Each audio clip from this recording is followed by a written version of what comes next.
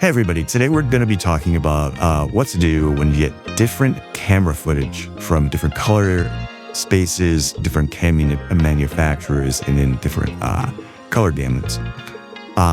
Today we're going to be working with footage from a Ronin 4D, a Blackmagic Pixis 6K, and a Canon R6 Mark II. So I've already dragged my my footage into my timeline. You can see here it is properly labeled from the person who shot it, which is me, Canon R6 Mark II, C-Log3, Cinegamut. And in that same folder, we have Pixis labeled as B-RAW. And from a different folder, I dragged in some Ronin 4D footage in D-Log. What you're looking at right here is the Ronin 4D footage. Right here is the Canon footage. And we have a whole bunch of footage from the Blackmagic Pixis 6K. Each of these I recorded or utilized. They're all recorded by me, but I utilized them specifically to showcase high dynamic range environments. What does that mean? It means that we have dark darks, we have bright brights, dark darks, bright brights. In different scenarios, in different areas and places, why log footage is really important and how we can properly deal with it in order to yield impressive results, both artistically and in terms of color accuracy. So here's what we do. We've already dragged in our footage. What I'm going to do in Resolve, in Premiere, it's a little bit more manual than this. You might, you have to go, I think it's called Lumetri Color, but essentially what I am able to do in Resolve is go to Input Color Space, indicate, okay, hey, this is my Canon footage. It's shot in Canon Log 3 or C-Log 3. And you can kind of assume it's cinema gamut. Most camera manufacturers keep the same gamut, but they're constantly updating their color spaces, or maybe not constantly, but iteratively, in order to improve color accuracy or the beauty of the color rendition or skin tones, whatever, So all I have to do in Resolve is click this, and you're going to now see that my footage is now color managed. What are we color managing into? Well, in Resolve, I have it set to Rec 709, which is a delivery color space. Let me talk a little bit about some technical boring stuff, but why is it important? Because we want to do a good job and we want to make stuff that looks good, right? Because, well, one, that's why we're in this industry, but two, that's how you stay having a job. You want to make stuff that doesn't look like crap, right? So, Rec 709 is a display color space. It's what most displays, except Apple displays, which is Rec 709A for Apple because Apple's special, display to our eyes. If you look at the sun in real life, it's gonna blind you, right? We can't blind people with our displays. Like literally, we cannot. We don't have the technology to make a monitor bright enough to do that. So what do we have to do? We have to take that large dynamic range, that large range of light and color data, and map it into a smaller space for us to be able to view. That being said, when we're working on said color and light data in terms of color grading or color editing, we want a big space, right? So we form essentially a little science sandwich. At the very beginning, we record log or raw. In the middle, we have what's called an intermediate color space. In terms of Resolve, usually that means DaVinci Wide Gamut, DaVinci Intermediate. And then at the very end, it would be Rec 709. However, for most of your workflows, it quite possibly may just be you're going straight from log to Rec 709. That's okay. If you are not touching the color at all, that is okay. You just want to make sure whatever LUT you do use, be it the camera manufacturers, be it a fellow artist, being one that you made yourself, you just want to make sure that it's good, it's accurate, it's for the right color space. So you need to know what you're doing. So we've already color managed our Canon footage. We saw basically the before and after for that. So now what we're going to do is next up is the Ronin 4D footage. We have this outdoor exterior scene, bright white sun shining directly on a bright white surface. If this was in Rec 709 at a camera, we'd either have black mirrors or we would have a very blown out white.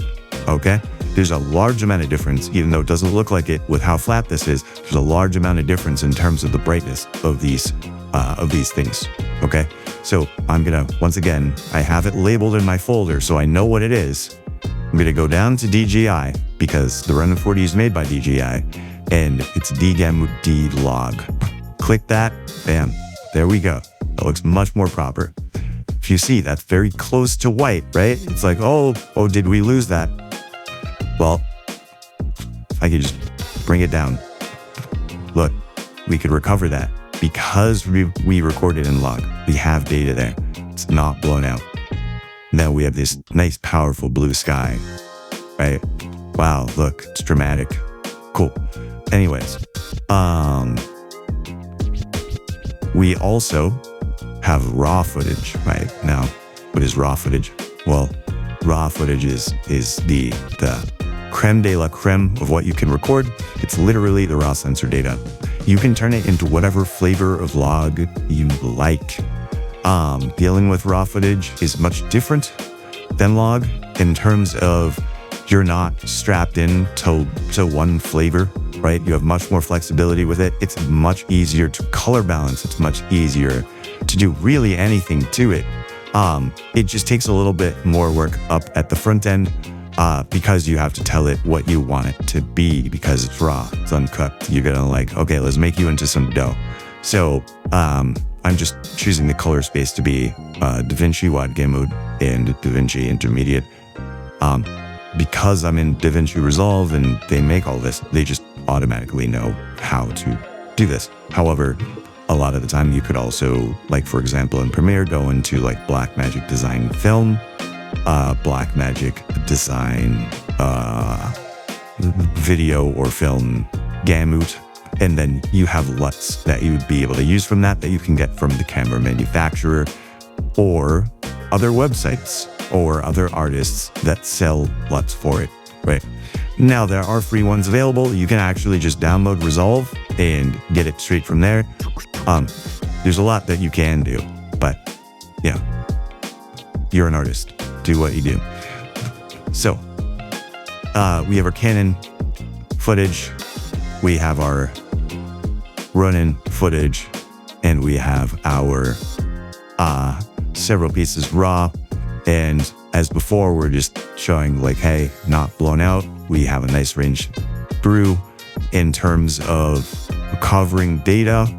As long as it's there, we have it. So look, we have all that. And we have all that. I did, when recording, clip that a little bit. But that's okay. Look at that. That's just me being a bad cinematographer. So once again, we're going from our log, we're properly indicating our log. From there, we are going into our intermediate color space if we wish to grade our footage. In my case, in Resolve, I pretty much always recommend DaVinci Wide Game Mode Intermediate. And then we go and if we're doing an automated color managed workflow, that's going to go straight into Rec 709 with a Rec 709 Gamma, which is probably Gamma 2.2. Or you can kind of have your own flavor. I've personally baked my own flavor into my projects, and I will show you what that looks like right now. So if instead I tell Resolve, hey, instead of going to Rec 709, give me that intermediate. So we're back to a flat. This is not log. This is just an intermediate color space. Then I can just pop my own flavor on there and have all my stuff look like it has my flavor on it. Boom, boom. So it's better for both workflows. It's better for even singular cameras. I mean, it'll make your footage better. So do it. Properly color manage. Thank you for listening. If you have any questions, you can email me at redshadstudios@gmail.com. Thank you. Have a nice day.